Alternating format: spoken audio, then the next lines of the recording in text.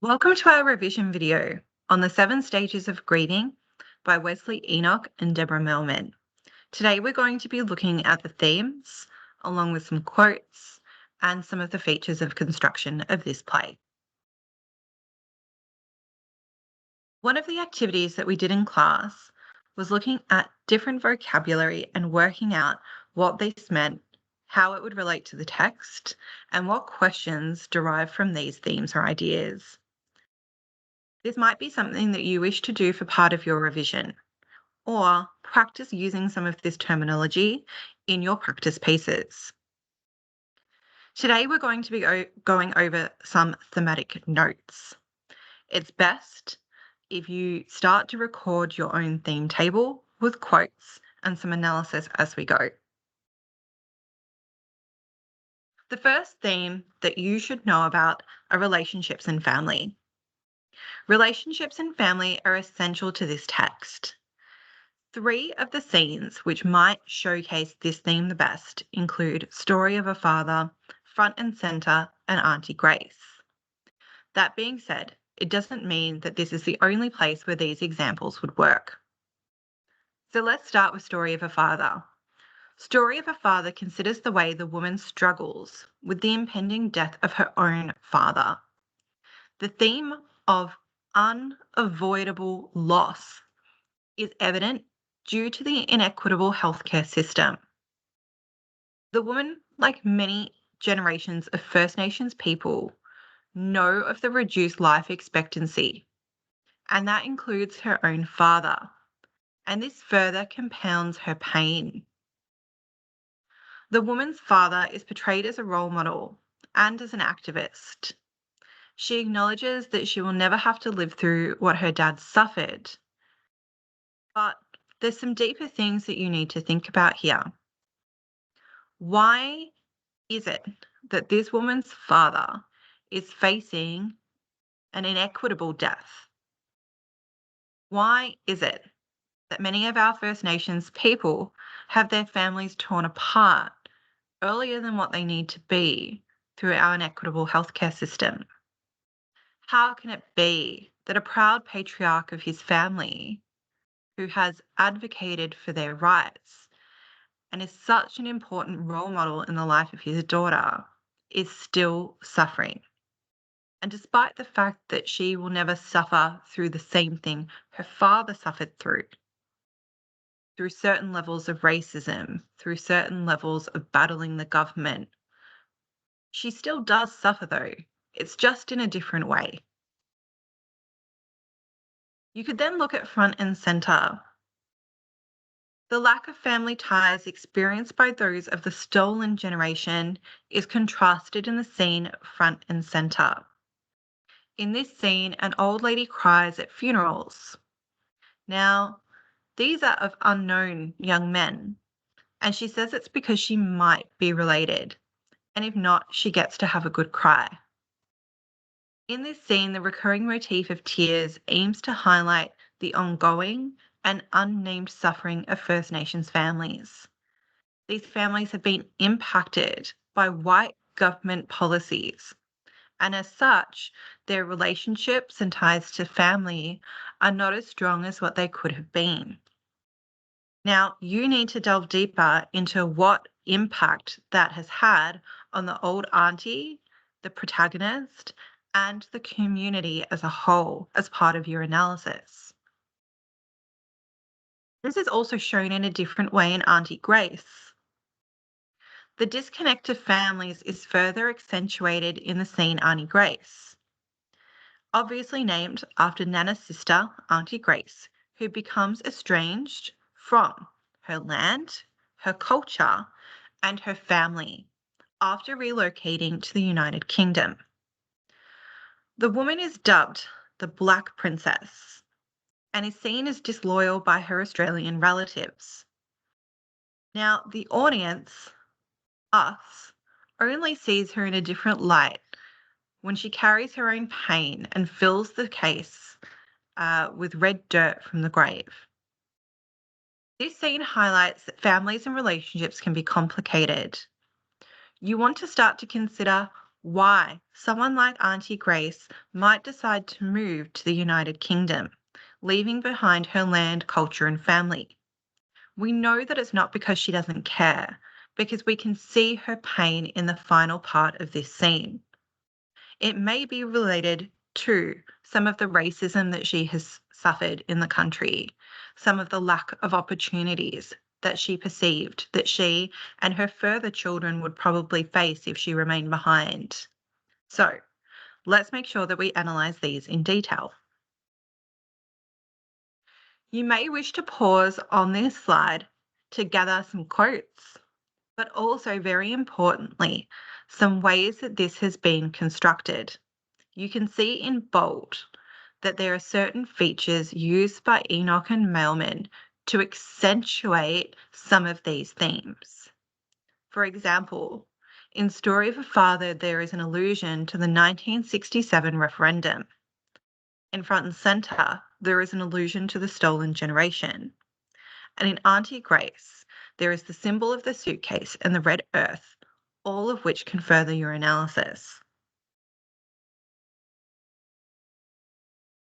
The next theme is historical injustice and pain. Again, these stories can be used in other places throughout your essay. But Invasion Poem offers an alternative point of view on the colonisation of Australia, in contrast to the concept of terra nullius and British history previously taught in the education system here in Australia. It's a first-person poem, and it uses graphic imagery to describe First Nations people who are made to feel powerless with physical restraints. They were made to feel powerless as their children were stolen away, and they were made to feel powerless when they were told not to speak in their mother tongue. Next, we have bargaining. The key question of bargaining is, what is it worth? And as such, the cost of land versus the pain and suffering of First Nations people is highlighted. While the West saw financial value in the land of Australia, it's this loss of culture and loss of family that really accentuates the intergenerational trauma suffered as a result of forced colonisation. So it's not just about losing home, it is much deeper than that. Intergenerational trauma is a culmination of loss of culture, family, and land. Lastly, the play on words reconciliation bolsters the negative connotations of the word reconciliation for our First Nations people. It highlights the broken promises for First Nations people made by Western governments. It stems from settlement when we saw 1788, an invasion poem. It stems from colonisation. It stems from the stolen generation. It stems from the rejection of the voice to Parliament. All of these elements, you can delve deeper into your analysis rather than restating what any of these scenes were about. Instead, discussing why they are examples of historical injustice and historical pain. Again, you may choose to pause on this slide to collect some quotes and some construction features. For example, in Invasion Poem, I would expect you would also discuss the fact that Enoch and Melman use graphic language and violent imagery to portray this dark part of history, to really make us, the audience, feel empathetically for the plight of our First Nations people. In bargaining, the use of the prop for sale. This prop is used to create a juxtaposition between the Western concept and First Nation realities. It's not just about selling off land or taking land. There is further conflict from taking this land, and it leads to loss of culture and loss of family. Lastly, when discussing reconciliation, you should talk about the literal image of the broken promise, the fact that each of these words are broken up into pieces and placed later into the suitcase is really symbolic It's symbolic of the fact that this is something that is stuffed into the suitcase, stuffed into history, stuffed into the memories, and isn't being addressed. It's that baggage that has to be continually carried by our First Nations people. So make sure you delve into those ideas. Other examples that you might want to talk about are related to generational injustice. Now, this is different to the historical injustice. These are more modern day examples. Starting with Murray Gets a Dress. The ongoing impact of systemic racism and inequity is shown in Murray Gets a Dress. The attention, special treatment the woman receives while shopping is sarcastically portrayed. The woman is profiled as a shoplifter due to her race, and even further profiled as a car thief as she hyperbolically describes the police presence when she tries to open her locked car with a coat hanger. In a serious escalation, we look at Mugshot, which depicts a court report of the death in custody of a teenage Aboriginal boy. Now, this is an adaptation of a true story, and you can bring that fact into this essay as Enoch and Mailman were clearly inspired by it. They chose to write in clinical language, which aims to mock institutional systems like Queensland Police. It shows, through its clinical language, constructed fallacies that try to justify police brutality by taking out the emotion and the reality of the fact that a young man was murdered in custody. Lastly, with Story of a Brother, another perspective is shown when the woman illuminates guilt overriding hope after her own brother is marginalised by the criminal justice system in Story of a Brother. She talks about his shame and how his shame sends him into a spiral of poverty and disempowerment, which many First Nations families have seen before too many times. When looking more specifically at generational injustice, there's a lot of construction features used by Enoch and Mailman that delve deeper into why this is such a travesty. In Murray Gets a Dress, you can look at why they would use hyperbolic language to accentuate the feelings held by First Nations people. The word deadly having both positive and negative connotations. Deadly, as in every day is a fight for her life, and deadly, as in really cool and good looking. Why is this piece written using humour? Why is it written to underplay the severity of systemic racism, survival, being used as a mechanism? Always consider this when you are writing your analysis. In Mugshot, we've already spoken about the fact that it's written as a court report, that it depersonalizes death. But more importantly, this piece symbolises the ingrained nature of systemic racism. The report doesn't even consider that this may be due to racial profiling. In Story of a Brother, there is a lot of emotive language and repetition, the emphasis on the word shame, and also the image of this cycle of never-ending families falling apart, families being caught up in the criminal justice system. How do we get out of a cycle like this? Can be something that you delve into. Let's look at loss. Now, loss and grieving can be seen as one of the central themes of this story, and two scenes that you might want to look at are sobbing and Nana's story. Through using the Brechtian technique, the writers establish a contemplative environment in sobbing, where weeping gives way to words projected on the screen: loss, death, pain, are set amongst many negatively connoted words. This replicates the hidden suffering of Aboriginal peoples. But a moment of hope is portrayed in the words passion and love, albeit a fleeting moment. Then, on a personal level, the woman showcases the sorrow she experienced at the passing of her Nana, the tragedy that her Nana didn't want to go to the hospital and didn't trust doctors, couldn't speak to teachers or police, showcase a deeper sense of a life of suffering. So we're not just talking about the woman's pain, We're talking about the loss of Nana's life and the fact that maybe this could have been preventable if it was not for systemic inequities across healthcare, education, and law. Now, in addition to the grief of her relative, the woman also considers the loss of memories, the loss of her family stories, the loss of her family culture that goes with the passing of the family matriarch in Nana's story. Unlike many other cultures who have an extensive written history, First Nations history is mostly of the oral tradition. By losing their ancestors, by losing some of those family ties, sometimes it erodes away a bit of the culture, the memories, etc.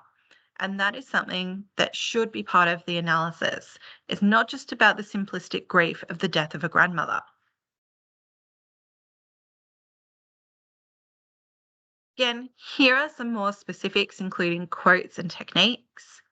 The other thing you might want to draw your attention to is the recurring motif of tears and time that is also present in Nana's story.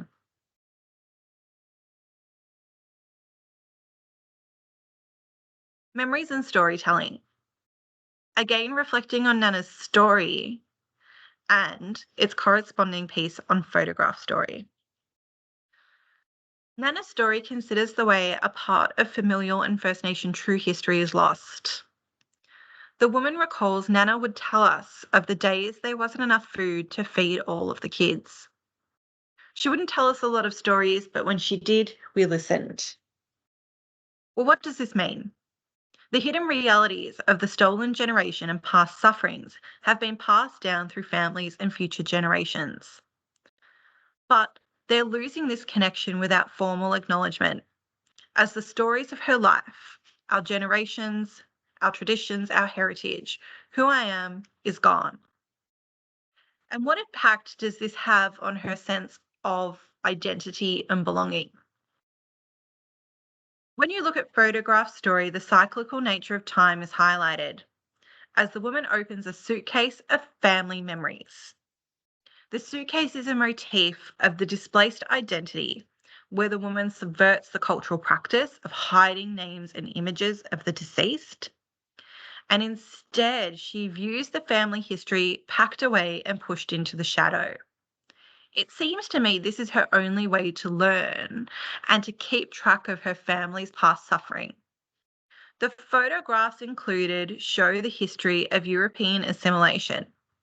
You can look at the clothing in some of the images within your own text to get a bit of a sense of why the woman would want to unpack her family history in this way, even though it goes against usual cultural norms. Again, you may wish to pause here to look at quotes and to delve deeper into the motif of the suitcase. But what about hope, forgiveness, and acceptance? It's important to note that this play is not only just about the 7 stages of grieving, but does come back to that final stage of acceptance. Now, where can we see some positive attributes in this play? There are some elements within March. So, in response to the death of the young boy in Mugshot, March highlights the impact of the media and the hypocritical reports of Indigenous activism. The woman shows the protest as a peaceful march where they are not fighting, but are instead grieving. The crowd, where everyone walks together, but mostly consists of First Nations peoples, shows they are willing to continue the fight against racism. So there's both positives and negatives within that scene. We also see plea. This is the woman's call for action, where she asks the audience who can no longer ignore the weight of physical responsibility after the suitcase is opened in front of them. In plea, she openly tells them, "These are my stories, these are my people's stories, they need to be told." It shows the path forward is through acknowledgement and is with unity. Lastly, in conclusion, there's walking across bridges, and it depicts the 2000 Walk for Reconciliation, where, unlike in March, All people walk together across Sydney Harbour Bridge, like a rainbow serpent, representing renewed life, but also a renewed sense that maybe reconciliation is possible. The woman finishes with an uplifting message of hope, saying, I guess we can't go back now, giving light that perhaps there is a future for hope and forgiveness. Again, you may wish to collect some quotes here and look at the fact that within March, Enoch and Mailman use a lot of repetition to construct this ongoing notion of grief. It is so profound, they use the word grieving several times. Plea is where we finally see the recurring of the motif of the suitcase make sense. What is it used for? Why is it being opened? Why is it important to show this to the Western audience? And of course, within walking across bridges, we have the symbolism of the rainbow serpent, but the often overlooked symbolism of the unity of a bridge connecting two seemingly separate pieces of land or entities that you could also look into. I hope this helps you with your revision. Remember, when you are writing, the purpose is not to just summarize and tell us what happened in each of the scenes. Instead, you want to get through repeating the scene and using the quotes quickly to get to the part where you get to analyze. Explain why this is important to the essay topic, why this is important to the message of Enoch and Mailman, and what techniques were also used in the construction of this, which helps deepen that message. Good luck on your exam.